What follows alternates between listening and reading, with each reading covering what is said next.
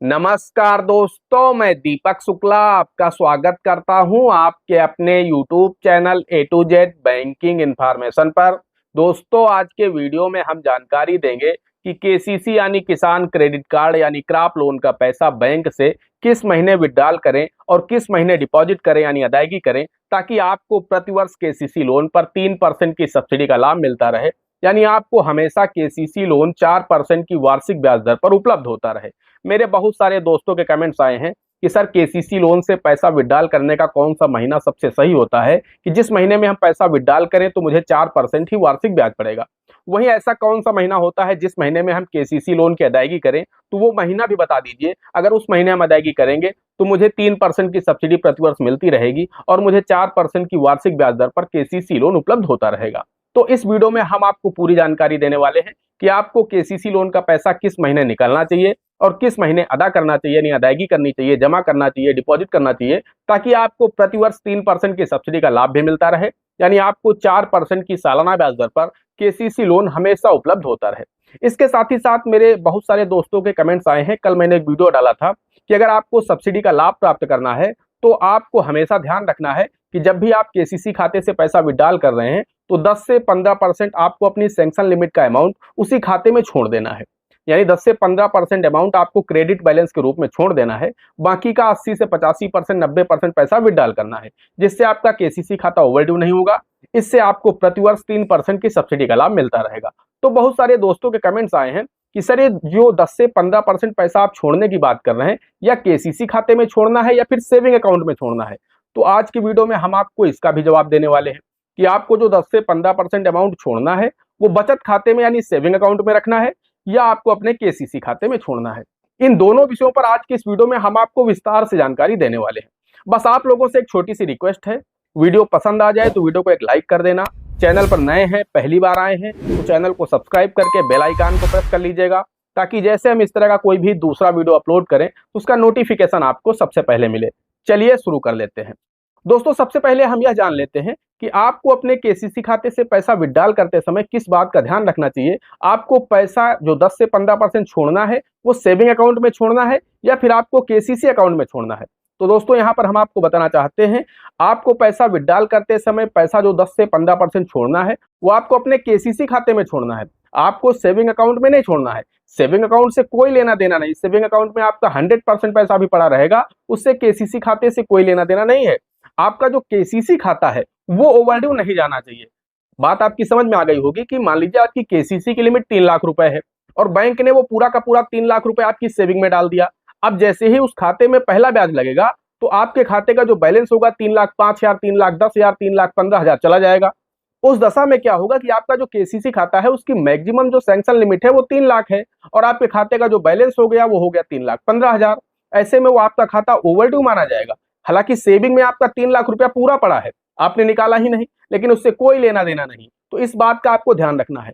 अगर आप खुद केसीसी से पैसा विड्रॉल कर रहे हैं तो 10 से 15% पैसा विड्रॉल करके छोड़ करके ही विड्रॉल करें। मान लीजिए आपकी लिमिट 1 लाख रुपए की है तो आप 85,000 या 90,000 रुपए विड्रॉल करें केसीसी से, अगर आप विड्रॉल कर रहे हैं। वही अगर आपकी बैंक ने आपके खाते से, मान लीजिए आपकी लिमिट 1 लाख है और बैंक ने 95,000, 1 लाख रुपए आपके सेविंग में डाल दिया है, तो आपको क्या करना है कि उसमें आपको जितने पैसे की आवश्यकता है उतना पैसा आप विड्रॉल कर लीजिए। अब हो सकता है कि आवश्यकता आपको 1 लाख रुपए की हो, लेकिन आपको यह भी ध्यान में रखना है कि मुझे 10 से 15% पैसा केसीसी में डालना है। तो वहां पर मान लीजिए बैंक ने पूरा का पूरा 1 लाख रुपए आपकी सेविंग में डाल दिया है, तो उस दशा में आपको क्या करना है कि 85,000 रुपए आपको अपनी सेविंग से विड्रॉल कर लेना है और 15,000 रुपए आपको सेविंग से उठा करके अपने केसीसी खाते में ट्रांसफर कर देना है। इससे क्या होगा कि आपके जो केसीसी खाते का बैलेंस है, ब्याज लगेगा, फसल बीमा लगेगा, अन्य जो भी चार्जेस होते हैं, एनुअल चार्जेस होते हैं, सारे के सारे चार्जेस लगने के बाद भी आपकी केसीसी खाते का बैलेंस 1 वर्ष में ओवरड्यू नहीं जाएगा और 1 वर्ष में आपको अदायगी करना है।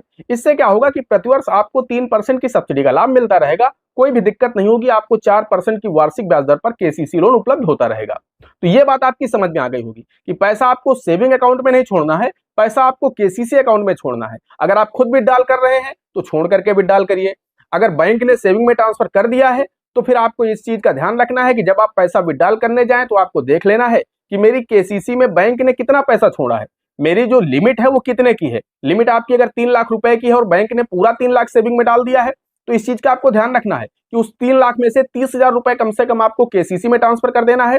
बाकी बचा हुआ 2,70,000 आप विड्रॉल कर सकते हैं। तो ये डाउट आपका क्लियर हो गया होगा। आपको पैसा केसीसी खाते में रखना है, चाहे आप छोड़ करके विड्रॉल करें या फिर बैंक ने ट्रांसफर किया है तो आप खुद बैंक जाकर के सेविंग से केसीसी में ट्रांसफर करें। पैसा केसीसी खाते में क्रेडिट बैलेंस के रूप में होना चाहिए। अब बात कर लेते हैं कि आपको अपने केसीसी खाते से पैसा किस महीने निकालना चाहिए और किस महीने जमा करना चाहिए ताकि आपको प्रतिवर्ष 3% की सब्सिडी का लाभ मिलता रहे। तो दोस्तों हम आपको बताना चाहते हैं कि यहाँ पर केसीसी खाते से पैसा विड्रॉल करने का या पैसा डिपॉजिट करने का कोई भी महीना निश्चित नहीं है। मैंने कल के वीडियो में भी आप लोगों को बताया था, फिर भी आप में से काफी सारे लोगों ने कमेंट किया है कि सर कोई महीना है तो बता दीजिए। तो मैं आपको बताना चाहता हूं ऐसा कोई माह निर्धारित नहीं किया गया है सरकार की तरफ से, ना ही बैंक की तरफ से, ना ही आरबीआई की तरफ से। कुल मिलाकर के आप जिस भी महीने में पैसा विड्रॉल कर रहे हैं, लौट करके अगले वर्ष का वो महीना नहीं आना चाहिए, यानी 1 वर्ष नहीं पूरा होना चाहिए उससे पहले, कम से कम 1 दिन पहले। हो सके आप 6 महीने में कर दीजिए पलटा, बहुत अच्छी बात है, डिपॉजिट कर दीजिए, या आपकी बैंक फैसिलिटी देता है तो रोल ओवर कर दीजिए, पलटा कर दीजिए। अगर आपकी बैंक फैसिलिटी नहीं देता है रोल ओवर करने की तो आप पूरा पैसा 1 दिन के लिए जमा करिए, अगले दिन सुबह आप केसीसी खाते से पूरा पैसा फिर विड्रॉल कर सकते हैं। तो कम से कम आपको 1 वर्ष के अंदर, हो सके तो आप 6 महीने में कर दीजिए, 8 महीने में कर दीजिए, 9 महीने में कर दीजिए, 10 महीने में कर दीजिए, 11 महीने में कर दीजिए, या फिर 12 महीना पूरे होने के 1 दिन पहले जमा कर दीजिए। कुल मिलाकर के यहाँ महीने से, डेट से कोई लेना देना नहीं है कि आपको प्रत्येक वर्ष किस महीने को जमा करना है या किस डेट को आपको पैसा जमा करना है। इस बात का आपको ध्यान रखना है, आपने जिस डेट को पैसा निकाला है लौट करके अगले वर्ष की वो डेट नहीं आनी चाहिए। मान लीजिए आपने पैसा निकाला है 1 मार्च 2024 को, तो फिर दोस्तों लौट करके 1 मार्च 2025 नहीं आनी चाहिए, उससे पहले आपके केसीसी खाते की अदायगी हो जानी चाहिए। अगर आप इस चीज का ध्यान रखेंगे, अगर आप 1 जनवरी 2024 को पैसा निकालते हैं तो आपके पैसे की अदायगी हर हालत में 31 दिसंबर 2024 तक हो जानी चाहिए।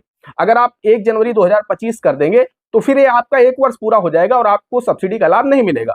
तो इस चीज का आपको ध्यान रखना है, यहाँ पर कोई भी महीना निश्चित नहीं है। आप जिस भी महीने में पैसा केसीसी खाते से विड्रॉल कर रहे हैं, लौट करके अगले वर्ष का वो महीना, वो तारीख नहीं आनी चाहिए, उससे कम से कम 1 दिन पहले आपकी केसीसी खाते की संपूर्ण अदायगी हो जानी चाहिए।